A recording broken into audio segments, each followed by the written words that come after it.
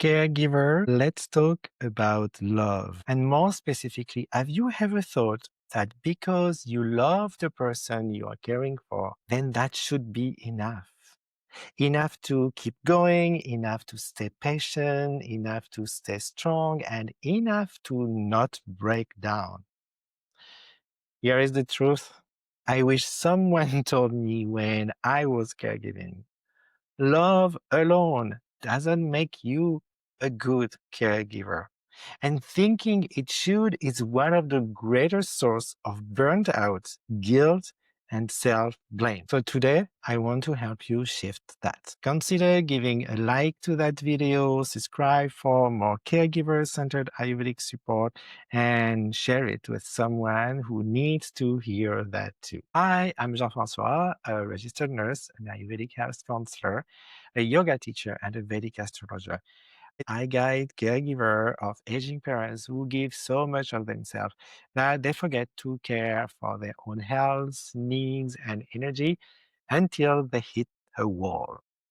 And in this video today, I'm going to talk about one, why love is not enough and why it's not supposed to be enough. What actually makes caregiving sustainable and the Ayurvedic perspective on why love without boundaries drain your ojas. All right, so stay till the end. I will share with you a simple, grounded practice you can start today to bring more steadiness and less guilt into your daily care. So let's start with the hard truth. The one most caregiver never hear, why love is not enough.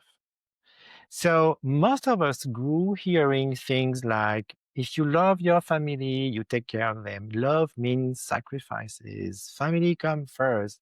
Do whatever it takes. And so when aging parents need us, when siblings don't really help, or when our partner assume we will handle everything, we think, I love them, so I should be able to do this. But here is what no one says out loud. Love is a feeling. Caregiving, on the other hand, is a skill set. I'm a professional, I know that. Love is emotional. Caregiving is physical, practical, logistical, mental, and emotional all at once. Love inspires care, but it doesn't replace rest, support, systems, or skills. And you need all of it: rest, support, systems, and skills. So you can love someone deeply and still feel overwhelmed, still be resentful, exhausted, or stretched beyond your limits. And that doesn't mean you are failing them. It means you are human. All right. So what happened when we think love should be enough? When caregiver believe love should carry everything, three things happen. First, you ignore your limits. You push through exhaustion, you don't ask for help, you convince yourself you can do one more thing. Ayurveda has a word for that energy you are using. You are using your ojas, your vital essence, your energy, your well of immunity and vitality. When ojas deplete, exhaustions become your baseline. Number two, you take everything personally. Every mood swing, every difficult day, every comment like, you are late again, why you did not do that, why this, why that, feels like almost like an attack because you are doing it out of love. And when it's not received with gratitude, it hurts. And number three, you feel guilty for struggling. I should be able to do this. I should not feel resentful. I should have more patience. She's my mother. But caregiver, listen closely. Struggling doesn't mean you don't love them. It means that care has outgrown the support you are receiving. Love isn't the issue. Isolation is the issue. Over responsibility is the issue.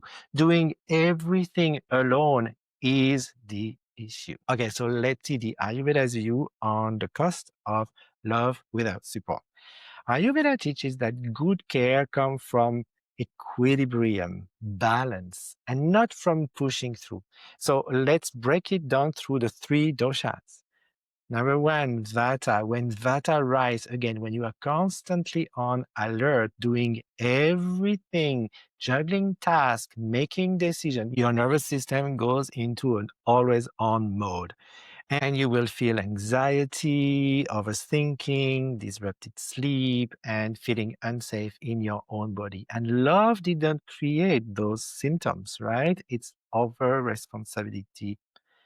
When Pitta rises, that's the second dosha, the pressure to do it right, the frustration that no one else stepped in, the resentment that grows when you are the default caregivers. I knew that one. And it will show up as irritation, snapping easily. I know that one. Guilt after snapping, and feeling like you are carrying injustice on your shoulder. So love did not create that fire, right? It's the absence of shared responsibility. And finally, when kapha collapsed completely, even eventually when you have carried everything on your shoulder for too long, symptoms of heaviness, emotional withdrawal, feeling numb, sadness, or low mood will show up, and it will be very difficult to motivate yourself. Love did not create that numbness. Exhaustion did. What actually makes someone a good caregiver? A good caregiver is not someone who loves the most. It's someone who has the capacity to care for themselves sustainably. What does that mean? Well, I divided in four different categories. The number one is boundaries that protect your energy. It's someone who is capable of saying no, and not from guilt and not from self-sacrifice, but from clarity, saying like, here is what I can do today, and here is what I can't. That's clear, and that support your energy. Number two, support. Emotional, logistical, practical support. Even a little bit make a huge difference. And it means maybe asking a sibling for one task. Maybe asking a neighbor to check on your parents for that evening that you cannot really go and check. Or maybe like having the support of your community. This is huge. Number three, skills and systems that make care easier. I mean, you are not maybe good at understanding the medication. Let's the drugstore handling the medication for you. Let's maybe order once or twice a week food from a restaurant that will deliver directly to your parents. None of these have anything to do with love, but all of it helps you love better. And finally, number four, the inner steadiness, your ojas. I beg you.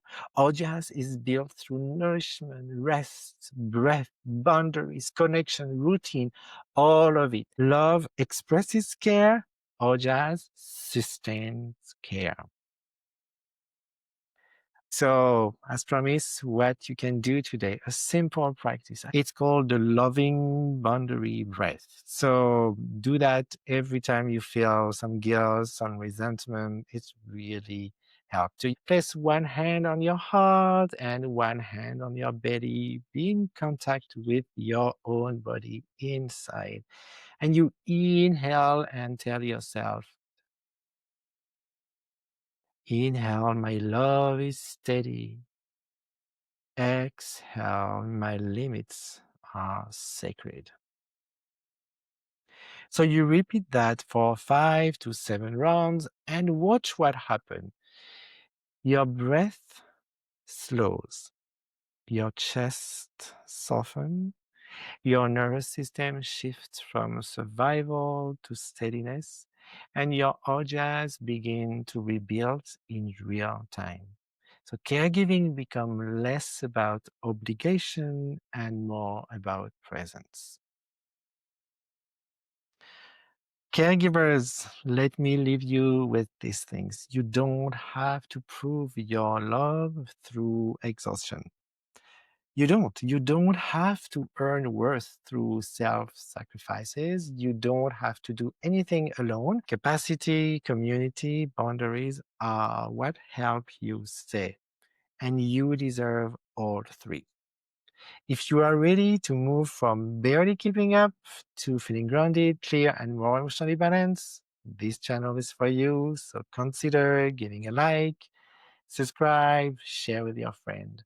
And if that video resonated with you, please, I would love for you to give me a call, maybe book an Ayurvedic assessment, and I would be honored and privileged to help you on the caregiving journey. All right, so take care of yourself, and I'll see you on the next video.